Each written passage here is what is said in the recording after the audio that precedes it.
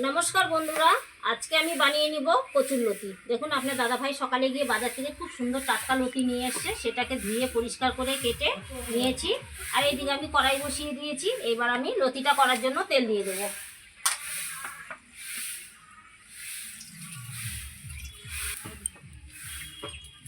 কড়াইয়ে সরষের তেল দিয়ে দিয়েছি।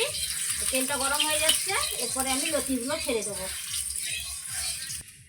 আমার তেল খুব সুন্দর গরম হয়ে গেছে। এইবার আমি লতিগুলো ছেড়ে দিচ্ছি।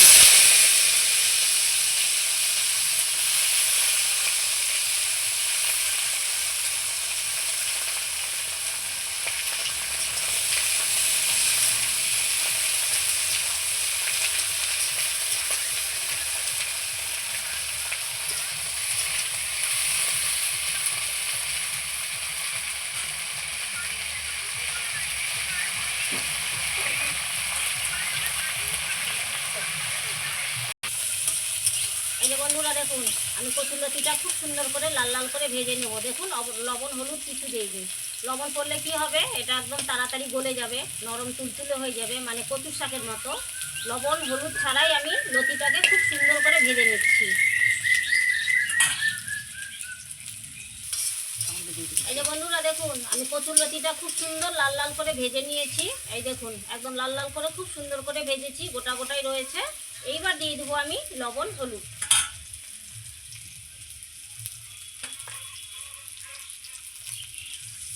লবণ দিয়ে দিচ্ছি। এইভাবে কচুরলতি রান্না করবেন, কচুরলতি গলে যাবে না, খেতেও খুব টেস্ট হবে, মুখও ধরবে না।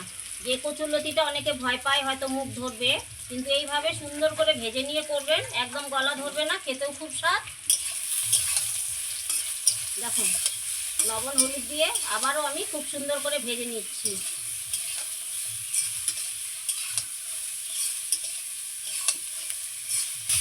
লতিটা খুব সুন্দর ভাজা হয়ে গেছে। এইবার আমি বেটে রাখা মশলা দেব। সরষা, শুকনো লঙ্কা 3টে আর রসুন কয়েক কোয়া, দেখুন দিয়ে দিলাম।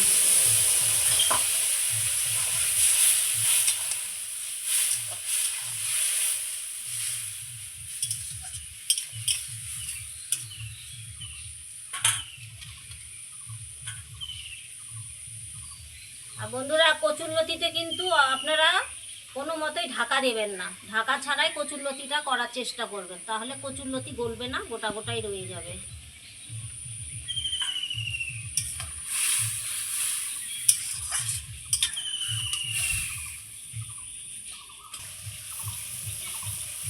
এই যে বন্ধুরা দেখুন, আমার লতিটা কত সুন্দর হয়ে এসছে। আর একটু বাকি আছে, তাহলেই আমার লতি হয়ে যাবে। দেখুন,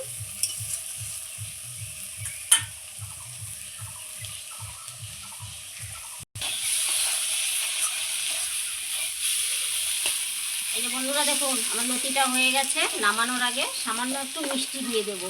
যেহেতু এটা সরষা বাটা, একটু মিষ্টি দিলে টেস্টটা বেড়ে যায়, খেতেও খুব সুন্দর লাগে।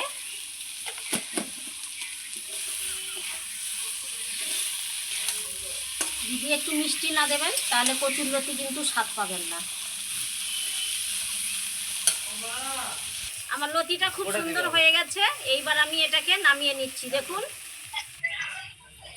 দেখুন, আমার কচুরলতিটা হয়ে গেছে, আমি এইবার নামিয়ে নিচ্ছি।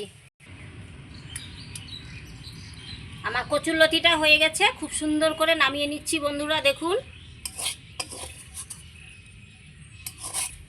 এই যে বন্ধুরা দেখুন, আমার কচুরলতিটা কীরকম হয়েছে অবশ্যই আপনারা কমেন্টে জানিয়ে দেবেন। আমার রান্নাটা যদি আপনাদের ভালো লেগে থাকে, তাহলে সাবস্ক্রাইব করবেন সঙ্গীতা রীতা কিচেনে, লাইক করবেন, শেয়ার করবেন, কমেন্ট করবেন। ফেসবুকে যদি দেখে থাকেন অবশ্যই ফলো করবেন। ধন্যবাদ।